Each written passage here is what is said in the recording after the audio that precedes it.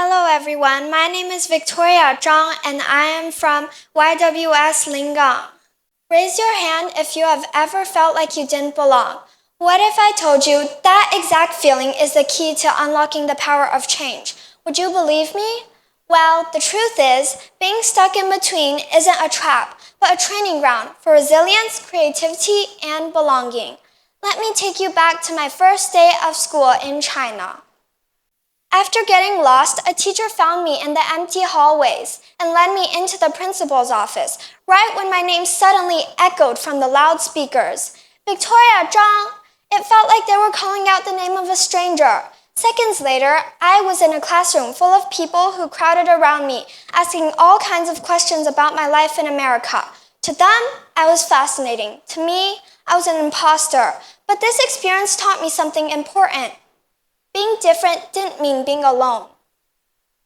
That lost kid in the hallway, she's me, and I'm here because I've stood exactly where you might be, stuck between cultures, struggling with change, and wondering if I'd ever belong.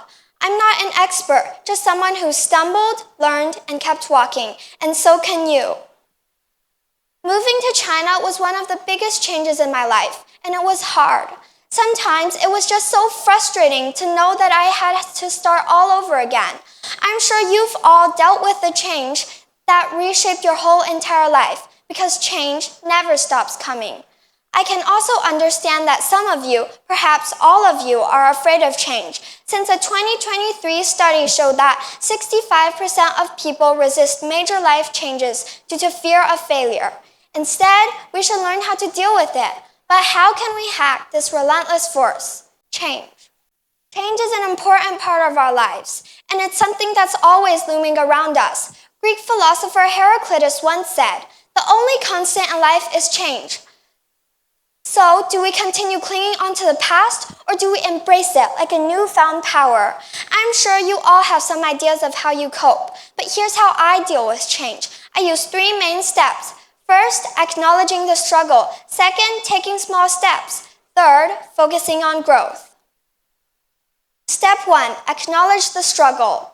When I first came to China, my Chinese was terrible. I failed exams, struggled with homework, and couldn't even read signs or menus. But I'm glad I told my mom about it. She comforted me and reminded me that 70% of second-generation Chinese Americans are monolingual English speakers. She also talked to my teachers to reduce the workload. That single acknowledgement changed everything and suddenly made that mountain of work climbable. Don't act like everything's okay when it's not. Naming our struggles doesn't make us weak. Step 2, take small steps. Progress was slow, from D's to A's, step by step. I started by speaking Chinese more often. Then my vocabulary grew. My writing followed. But this story isn't really about grades. It's about understanding that real change is gradual. Deconstructing big challenges into smaller steps builds confidence, making you stronger and more powerful. Step 3, focus on gain, not loss. It's important to pat ourselves on the back for all the improvement we've made. Although it's really easy to dwell on the past, Stanford studies show that people who see change as an opportunity are 3 times more likely to bounce back from failure. Turn "I've lost something" into "I've gained something," and change becomes less intimidating and a lot more thrilling.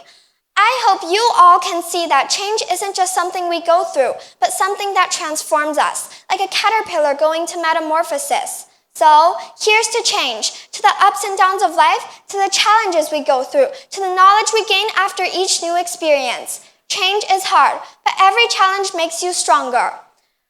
Now it's your turn. Change is coming. I dare to ask you all, will you let it break you, or will you let it make you? Thank you.